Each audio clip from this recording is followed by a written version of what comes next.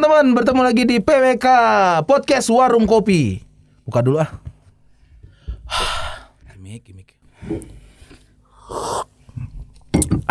Segar. Habis pakai masker, minum kopi enak. Mantap, nggak ada hubungannya. Hari ini senang sekali kita dipertemukan oleh abang tercintaku. Ya bang ya. Ya, ini dia Bang Mongo. Makasih. Di mana-mana lagi rame. Ya, tapi boleh nggak jangan pakai ada kata abang tercintaku. Kenapa kan? Netizen terkirain kita jadian. Enggak apa-apa.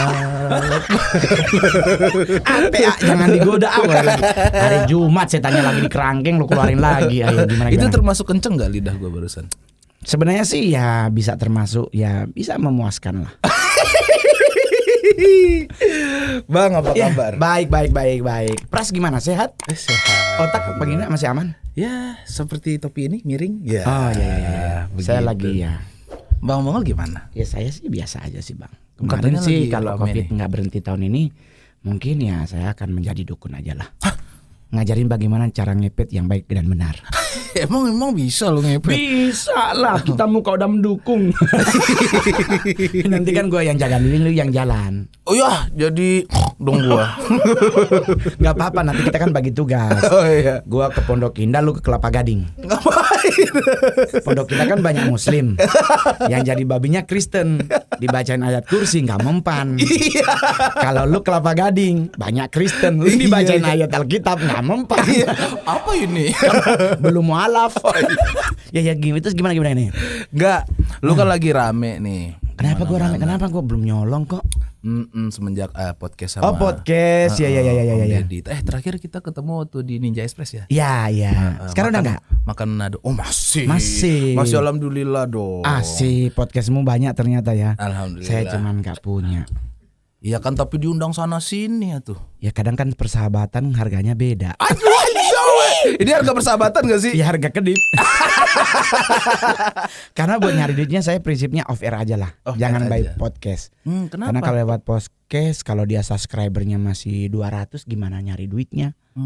Iya kan? Ini masih kita 7.000. kalau udah subscriber sejuta, you must be pay. Iya. Iya kan? Iya. Tapi kalau udah kita lihat dari videonya kita, iklannya udah 3 dalam satu video, itu baru minta duit. Iya benar. Tapi kalau iklannya cuma di muka, di awalnya doang, sampai akhir nggak ada lagi, ya sedapetnya aja lah. Iya, Yang penting buat bayar parkir. Tapi ini udah 7.000 subscribernya. Iya. Wow, nice to meet you ya. Wow, cakep banget. Ini ntar abis lu podcast di sini pasti naik 7.100. Iya. 100 sejuta don targetin bro. Iya amin. Optimis. Saat target itu selalu bicara optimis. Iya. Jadi kita harus optimis 700.000 dengan adanya gua kita blast bersama 1 juta. Langsung dapat hadiah PS7. Kan baru PS5. Baru 5. Baru 5. Oh, lu main PS emang?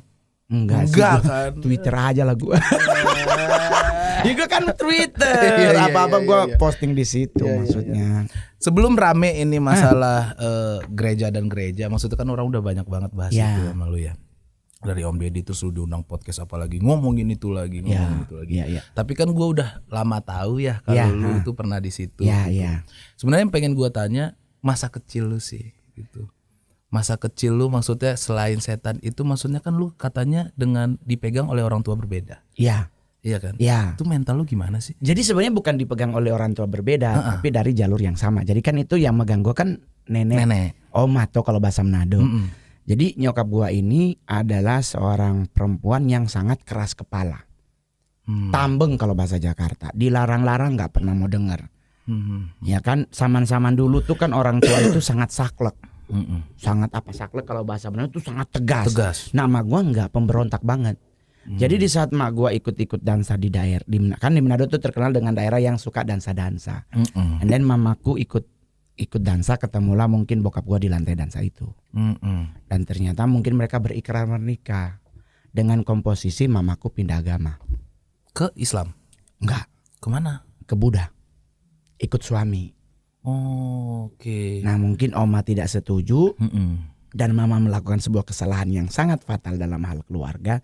Karena kan sudah. Berarti ngomong nih, sempat ngomong aku mau menikah gitu, mama. Enggak. Dia Justru itu ya kan underground ya, oma kan underground. di Sanger. Iya. Dari Manado ke Sanger kan semalam lagi naik kapal. Oke. Nah, cuman waktu mama menikah sangat tahu, mama dijemput. Saat itu mama melarikan diri, posisi kemungkinan sudah hamil Mongol.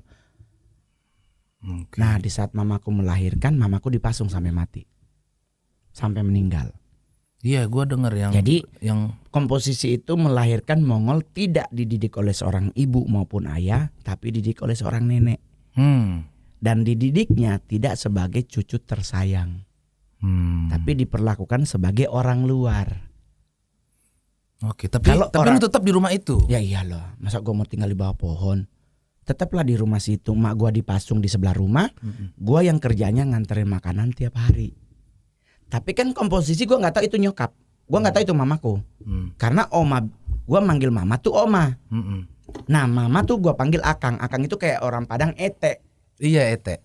Nah jadi gue panggil dia kakak perempuan, nah bahasa daerahnya tuh akang. Nah pas mama udah, jadi gue masih ingat banget tuh umur 4 tahunan itu, gue mau nganterin makanan pagi-pagi, ternyata mak ini yang gue bilang akang ini udah tumbang, udah berwarna biru, udah nggak lagi. Gue udah nggak lagi mikir yang lain-lain ya, gue cuman manggil oma gitu kan. Oma dateng, udah panggil mantri, nggak ada dokter daerah gue bro, TV aja cuman satu, itu pun nonton cuman buat album minggu kita sama Elias Pikal. Elias Pikal apa? Tinju. Oh ya Allah. Ya gue kan zaman itu kan gue masih di sini, belum dibikin. Oh iya. Rencana juga belum ada, baru nafsunya aja. Nah jadi otomatis dengan kondisi itu kita manggilnya mantri. Nah kata mantrinya kemungkinan besar mamaku tuh udah 8 jam meninggal. Nah ada satu yang gue belum ngomong ke Mas ke podcast, beberapa podcast adalah kondisi mata mama. Mata mama kenapa? Mamaku tuh matanya nggak ketutup. Kebuka bukan kebuka begini gitu. Enggak, memang kebuka kayak orang melotot. Tapi bukan melotot. Kalau orang enggak, ini enggak. Kebuka biasa kebuka aja. Biasa. Nah, orang-orang tua yang ada di daerah di seputaran rumah kita ini pernah ngomong. Ini pasti dia tunggu DP anak atau DP laki. Nungguin anaknya atau suaminya. Oke. Nah, ngobrol lah oma ini bersama oma-oma, opa-opa yang lain.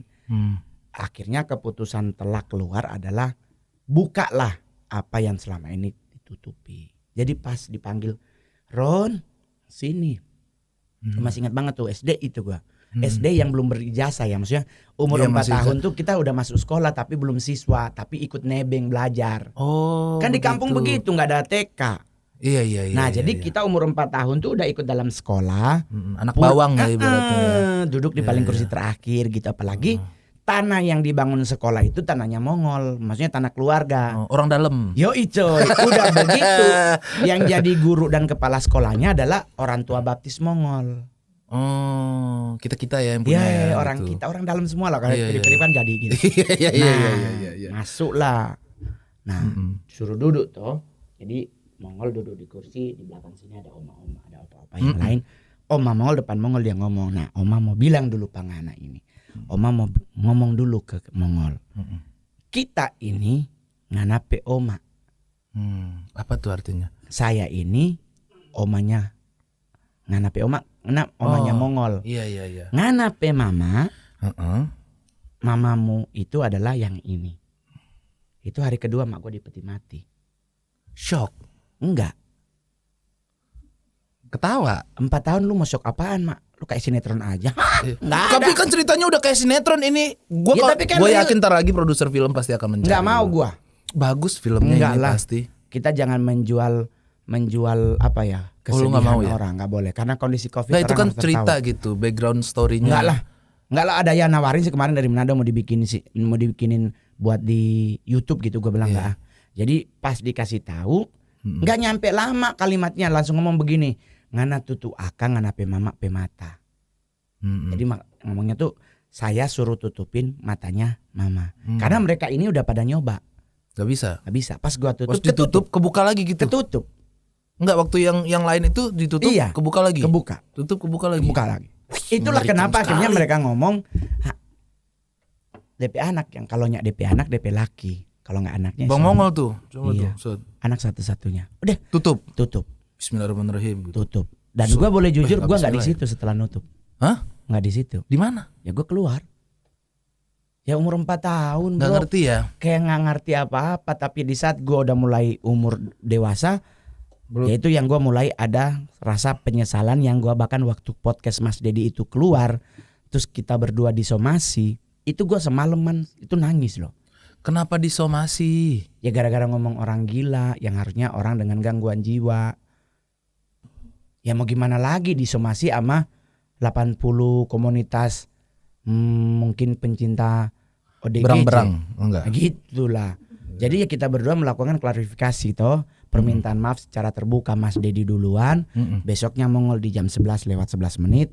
Nah ini yang Mongol bilang, ini rahasia 40 tahun kututup. Tapi itu kelanjutannya gimana somasinya? Kan somasi solusinya cuma melakukan permintaan maaf. Terus Bang Mongol berencana untuk minta maaf? Sudah. Oh udah. Sudah. Dan di somasi di permintaan. Tapi emang Bang Mongol merasa bersalah? Sebenarnya sih gue juga bukan masalah bersalah. Enggak juga sih bro. Karena kan gue cuma menyebut orang gila. Gue nggak nyebut gini kan. Contohnya gue nyebut si Pras itu orang gila. Pras boleh melakukan gugatan hukum karena ada penyebutan nama. Kita komik seneng atau dibilang gila. Nah masalahnya orang pada Lu gila banget lu. Sumpen. Jadi sekarang kalau nasi gila gitu, terus nanti nasi dengan gangguan jiwa. Lah orang nasinya ditumbuh dari tanah kok bukan lahir dari perut. Iya. Nah jadi ya udahlah kita lakukanlah apa yang menjadi permintaan kan, melakukan permintaan maaf secara terbuka. Mas Dedi dulu baru Mongol. Nah di permintaan itulah Mongol ngomong, saya nggak punya niat melecehkan maupun menghina teman-teman dengan gangguan jiwa. Karena saya pun lahir dari orang tua yang dianggap berpenyakit jiwa. Karena gue dari SD sampai SMP 9 tahun gue diteriakin. Setiap kali gue pulang sekolah mau sekolah diteriakin anak orang gila. Lu gak marah bang? Terus apa yang bisa gue lakuin diteriakin seperti itu? Lah oma gue gak membela.